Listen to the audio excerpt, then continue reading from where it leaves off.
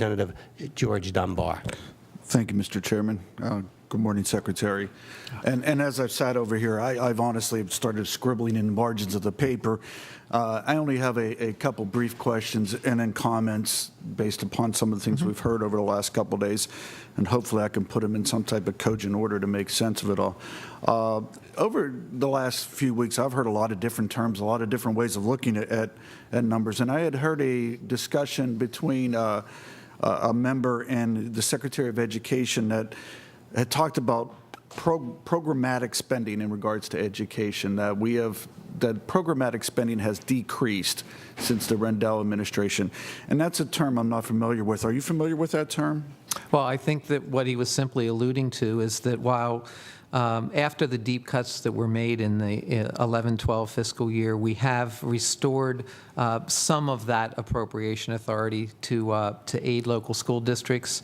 But as we sit here today, or if we look at the 14-15 fiscal year as the base year on which we judge where school districts are compared to where they were at the end of the Rendell administration.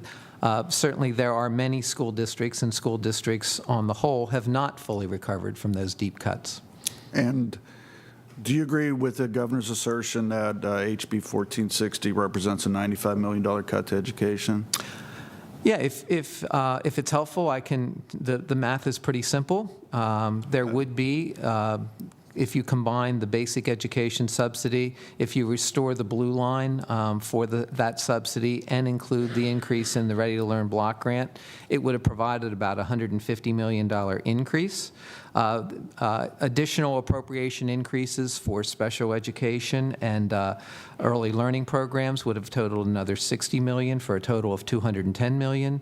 But then providing no means to fund school district school construction obligations would be a net loss compared to the prior fiscal year of more than $305 million. That $305 million cut, along with the $210 million increase, leaves school districts with a net $95 million less than we were providing them with in the 14-15 fiscal year. And I appreciate that, and believe me, I had to jumble numbers around a little bit to figure it out originally, but I did get to the same conclusion you did. That is not programmatic spending then. Programmatic spending in HB 1460 actually increased, is that correct?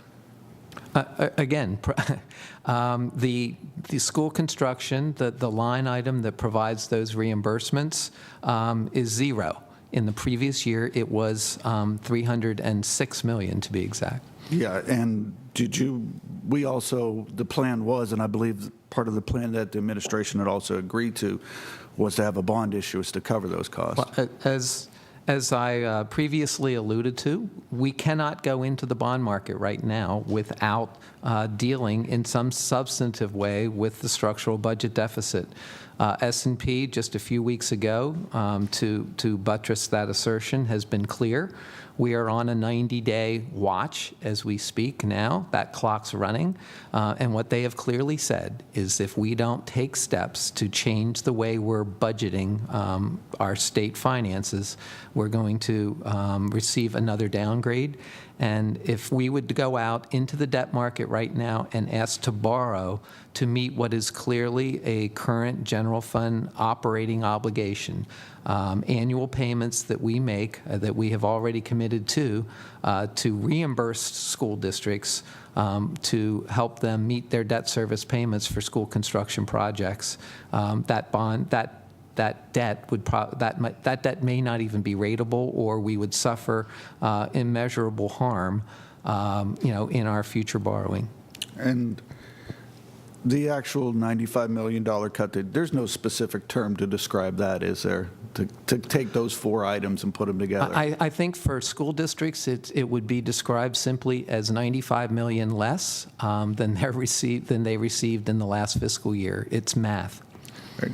I'm not a wonderful wordsmith, and I don't know about creating different words and terminologies that we seem to be doing recently. I leave that up to the Dr. Seuss's of the world to create different terms. I'm like my friend, the meat man. I'm just a lonely old CPA, and we don't deal with different words. We tend to do things with numbers. Over the years, when I would go and visit a client, prior to year end, would walk in the door, talk about, well, what do you want to do here? What's your concerns? Is your concern your taxes, or is your concern your financial statement in the banks? And depending upon their answer, we would certainly make their statements come out to that. What I'm saying is, we could take the same numbers and legally make them say what we wanted them to say. It could be higher profits, it could be for bank reasons, or it could be lower profits for tax reasons. And that's what's been happening here. It just seems like no matter where we go, we're all using the same numbers. We're all manipulating them different ways. We're calling $95 million cuts. One side's saying $95 million cuts, the other side's saying a $400 million increase. And Chairman Adolph had mentioned in yesterday's hearing that no one's lying. No one's making this stuff up.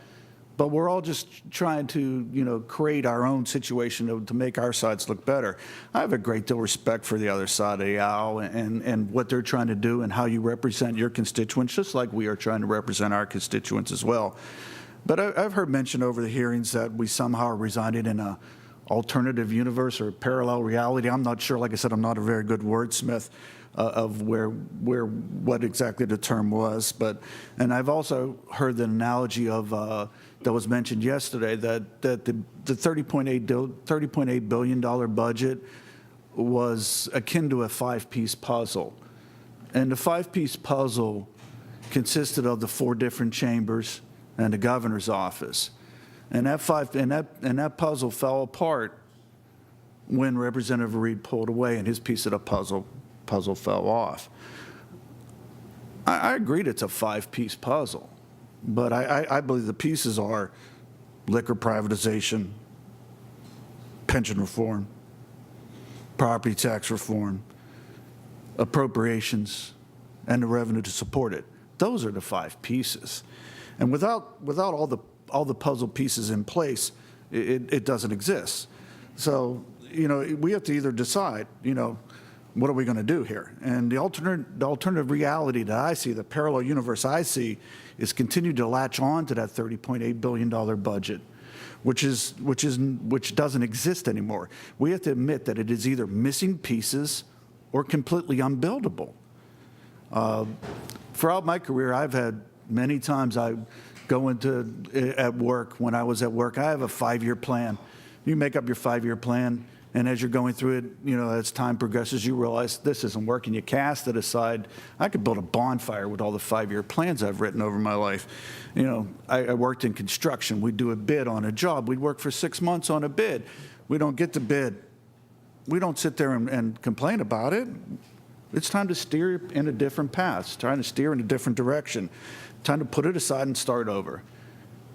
In the last 3 weeks, we've had a lot of disagreements. We've had a lot of different things going on. But there is some things we do agree on here. And I think one thing we all collectively agree on is the desire to get this done. Find some way to get this done. So in all due respect, I think we need to stop with the misleading stories. Stop with the catchy new names. Stop with the mangled numbers and telling stories in different ways. Stop with, having, when we just talked about a cut, we just talked about a cut to a budget proposal. If it was a proposal, you can't be cutting it. If it was an enacted budget, you could have a cut. But you can't have a cut from a budget proposal. Or we can't have, consistently leaving out certain information. Where I heard someone read a bond report and conveniently leave out certain line items in that bond report to tell the story the way they wanted to tell it. So, I mean, to me, I think we're at that. I heard Chairman Markosik say it earlier today, and I am in agreement with my neighbor Joe, and I'm in agreement with my Chairman Adolph, and I don't have to agree with Billy. He's leaving, so I mean, I don't have to kiss up to him or anything like that. But Billy had said early on in this process that we're at a fork. We have higher taxes. We have spending cuts. There is an alternative path.